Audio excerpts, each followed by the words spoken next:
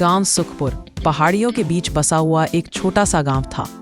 मिट्टी की खुशबू, बैलों की घंटियों की आवाज़ और बच्चों की खिलखिलाहट उस गांव की पहचान थी। उसी गांव में दो इनसेपरेबल दोस्त रहते थे, रामू और धनराज। दोनों की दोस्ती बचपन से ही ऐसी थी कि पूरा गांव उदाहरण देता था। एक के बिना दूसरा कहीं दिखाई नहीं देता था। दोनों साथ खेतों में काम करते, साथ तालाब में नहाते, साथ मेले में झूले झूलते, यहाँ तक कि झगड़े भी साथ करते थे। रामू थोड़ा शांत, सीधा सादा और मेहनती किस्म का आदमी था। धनराज में थोड़ा तेजपन था, दिमाग ज्यादा चलता था, मगर दिल उसका भी साफ था। दोनों की जमीनें एक दूसरे से लगी हुई थी, जैसे उनके दिल। एक दूसरे की मदद करना उनके लिए फर्ज जैसा था। जब किसी एक की फसल खराब होती, दूसरा आधी अपनी दे देता। उनकी दोस्ती गांव की पहचान बन चुकी थी। लेकिन वक्त हर चीज की परीक्षा लेता है। एक दिन गांव में सरकारी अफसर आए। उन्होंने नहर बनाने का नक्शा दिखाया। गांव के बीच से पानी लाने की योजना थी।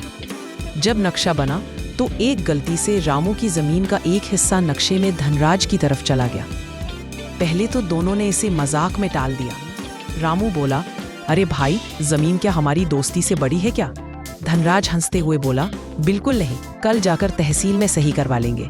पर गांव में ऐसे भी लोग थे जिन्हें दो दोस्तों की एकता कभी पचती नहीं थी।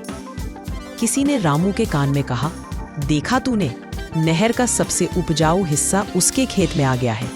तू चुप बैठा रहेगा तो वो तुझे मूर्ख समझेगा। और उसी रात किसी ने धनराज को कहा, रामू बड़ा चालाक है, तू सोचता है वो तेरा हितैषी है, पर वो तो सरकार से मिलकर अपना फायदा देख रहा है। शक धीरे धीरे जहर बनता गया। रामू और धनराज अब पहले जैसे खुलकर बात नहीं करते थे। जो रास्ता पहले हंसी से गूंजता था, अब वहां सन्नाटा था। एक दिन दोनों खेत में आमने सामने आ गए। रामू बोला, धनराज, तूने मेरा हिस्सा अपने नाम करवा लिया, मुझे धोखा दिया। धनराज ने गुस्से में कहा, धोखा मैंने नहीं, तूने दिया है। जब अधिकारी आए थे तब तूने कुछ बोला क्यों नहीं? बात बढ़ती गई और लोग इकट्ठा हो गए। चौपाल पर दोनों की गर्म बहस हुई। जहां कभी दोनों साथ बैठते थे, वहीं अब झगड़ा हो रहा था। लोगों ने बीच बचाव किया, मगर बात बिगड़ चुकी थी। आखिरकार मामला अदालत तक पहुंच गया। कागज, गवाह, तारीखें, सबकी जटिलता में वो दोस्ती वहीं खो गई। रामू और धनराज अब एक दूसरे से नजरें चुराने लगे। खेतों के बीच में एक बाड़ लग गई, जैसे दोनों के दिलों के बीच दीवार खड़ी हो गई हो। बीतता गया, बरसात कमजोर रही, फसलें खराब हुई। रामू के घर में तंगी बढ़ने लगी, उसकी तबीयत भी बिगड़ने लगी।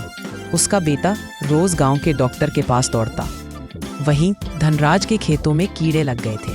कड़ी मेहनत के बावजूद उसकी फसल भी बर्बाद। लोग कहते थे, जब से दोनों अलग हुए हैं, सुखपुर का आकाश भी उदास हो गया है। हवा में अब वो सुकून नहीं। वक्त का पहिया धीरे धीरे घूमता रहा। एक शाम आसमान में काले बादल छा गए। गांव में तेज बारिश शुरू हो गई। बिजली कड़कने लगी। तालाब का पानी उफनने लगा और बाढ़ सा माहौल बन गया। पानी खेतों की ओर बहने लगा। बाढ़ हिलने लगी। रामू भागता हुआ खेत की ओर गया। वहां देखा कि बाढ़ टूट चुकी है और धनराज की फसल पानी में डूब रही है। धनराज खुद कीचड़ में फंसा हुआ था, हाथों से फसल बचाने की कोशिश कर रहा था।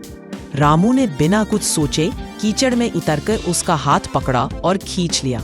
धनराज ने थरथराते हुए कहा, रामू, तू यहाँ क्यों आया? यह मेरा खेत है।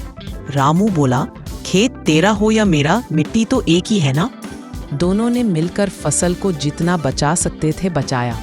बारिश थमी तो दोनों थके हारे बरगद के नीचे बैठ गए। कुछ देर खामोशी रही, फिर धनराज की आंखों से आंसू बहने लगे।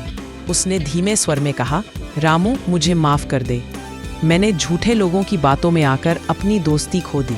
रामू ने मुस्कुरा कर कहा, गलती हम दोनों की थी भाई, हमने माटी को दिल से बड़ा समझ लिया। दोनों उठे और साथ साथ अपने खेत की टूटी बाड़ हटाने लगे। लोगों ने देखा, वही दो दोस्त फिर एक साथ हल चला रहे थे, जैसे कभी कोई झगड़ा हुआ ही ना हो। गांव में फिर से खुशियां लौट आई। लोग कहते, देखो, जमीन बांटने से खेत नहीं बचते, लेकिन दिल बांटने से इंसान खो जाते हैं। अब रामू और धनराज रोज बरगद के नीचे बैठकर चाय पीते थे, और जो भी वहां से गुजरता, उनके पास रुककर यही सीख लेकर जाता कि असली अमीरी खेतों की नहीं, रिश्तों की होती है। वक्त गुजर गया। दोनों बूढ़े हो गए, मगर गांव के बच्चे अब भी कहते ये वही रामू धनराज है जिनकी दोस्ती ने पूरे सुखपुर को सिखाया कि माटी से बड़ी अगर कोई चीज़ है तो वो है इंसान का दिल।